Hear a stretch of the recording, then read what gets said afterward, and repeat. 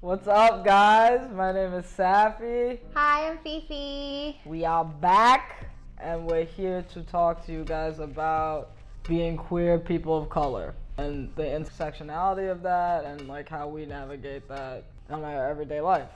Amen. Amen. What comes with being a queer and a person of color? Being a queer and a person of color. Yes, both of those things come with their own adversities. The first one that we were born with was our ethnicities and our backgrounds. I'm Latina, my parents are from Puerto Rico, they immigrated here in the 80s, they didn't know the language, they didn't know how to dress for the winter, the immigrant story, and just trying to assimilate and learn this culture and this way of life. My parents had the experience of not being able to purchase a home because there were codes to identify someone's race because it decreases the property value. Right. If there's more Black and Latinos living in a certain neighborhood. And then it was raising two kids, so. Two daughters, Yeah. specifically. I'm Black. My grandparents migrated. My grandfather's from Trinidad. My grandmother is half Black, half German. On my maternal side, my dad is Black American. So I come from a Caribbean background. I come from a Black American background. I grew up in the hood. I grew up in Bed-Stuy before it was totally saturated by white queers, which is a topic for another day. I come from a working class family. We're either working like in a union or there's a lot of history in my family of drug use, of drug deal, like all that shit. So what I was really concerned about was the school to prison pipeline and ending up in jail and the cops and the color of my skin and all the things that come with that. There's just a lot of pressure to be normal and to cling to normalcy as a Black person.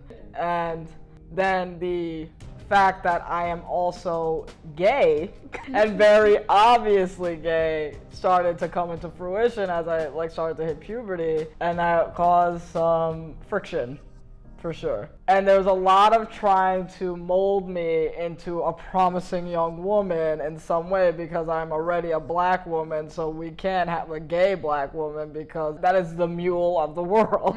Like I had to get my hair chemically straightened to kind of perform femininity better because I have hair that is Black. I had a regimen of how I dressed where 2 days out of the week I had to wear a skirt, other 2 days out of the week I had to wear some disgusting version of pink. The way they dressed me as a femme was like, please somebody save this poor little girl. I had this deep voice because I have stuff going on with my hormones, so it just was like wring out all the gay in me and make me into this version of a woman that they think is normal, they think can be successful in the white man's world, essentially.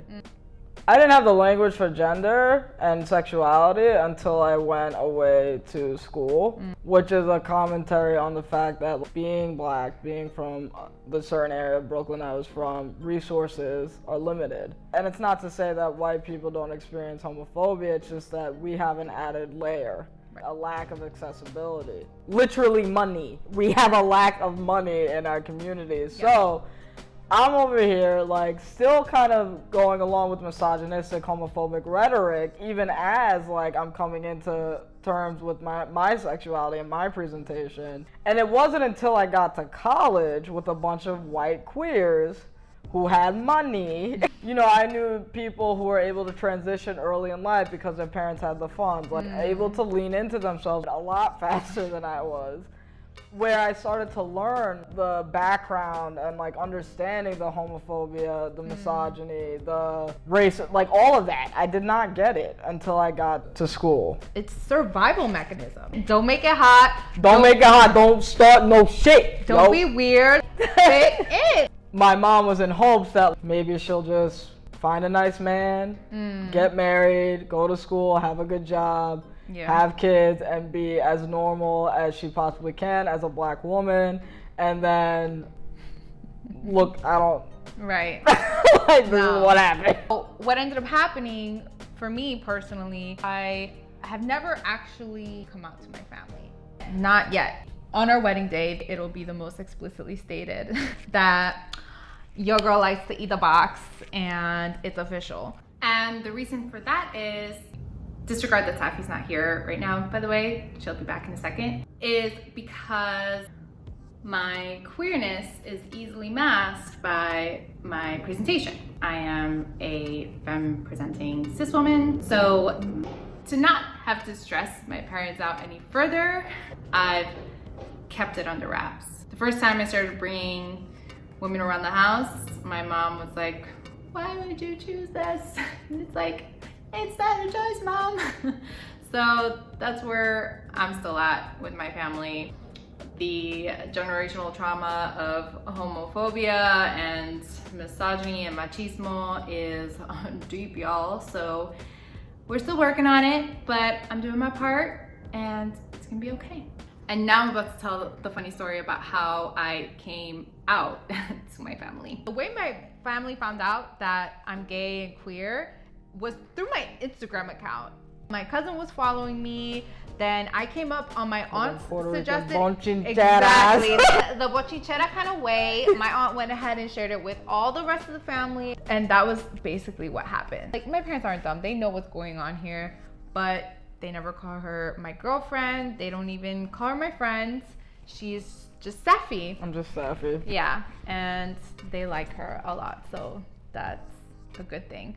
Her mom did ask me why I didn't keep my hair long, though. Oh my god, that was so fucking embarrassing. She doesn't look so much prettier. Like, no, Mom. Sophia has a record of dating AFABs who present masculine and AMABs who present feminine. So she's weird. Is what I like. What can I say? She likes her AMABs in heels, and she likes her AFABs in trucker hats. Isn't that, it's such a beautiful thing. I love that. That's what it's like for me now. It's just not addressed, but I've actually taken the example of my parents being the progressives that they were. My parents are educators. They've always taught my sister and I anti-racism and basically just how to be a good person in the world, and doing my own work and building community. Sophia brings up community, and that is really the solution. Creating a space where voices that are oppressed are uplifted.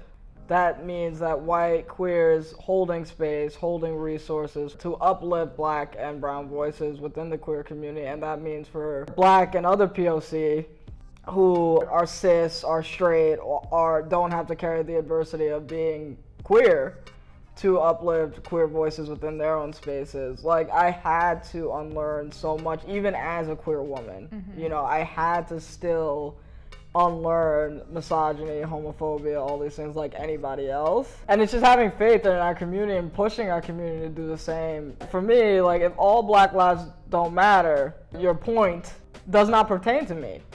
Like, if you're a black man and you tell me Black Lives Matter, but you murder a trans woman, then clearly my life actually doesn't matter. It's a lot of work. I mean, it's not that much work to just not hurt people.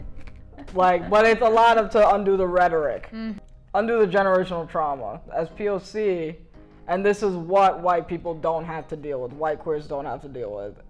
Our parents, our parents' parents, our parents' parents' parents have been carrying this constant fear of not being normal, of being killed, of being brutalized for not fitting, that they're projecting that onto us, our already learned fear that we have.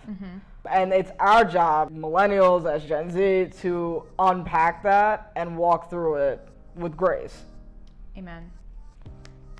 Yeah. So that's a call to action. If you're a cis, heteronormative, black person, I am me, a black person, telling you to hold your boys accountable for the language that they're using to talk about trans women, about trans men, about black queer people in general.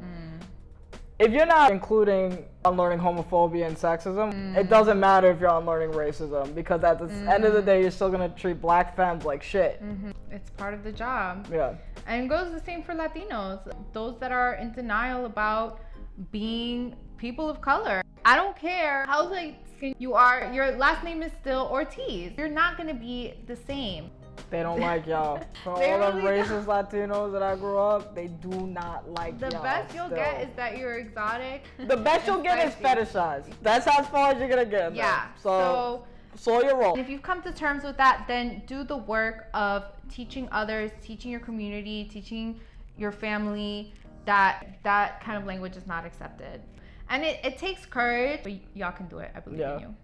So if you've learned something today, subscribe, follow us, show this to whoever you want to show it to, who you think can be educated somehow. Yeah. And we'll see you next week. Bye.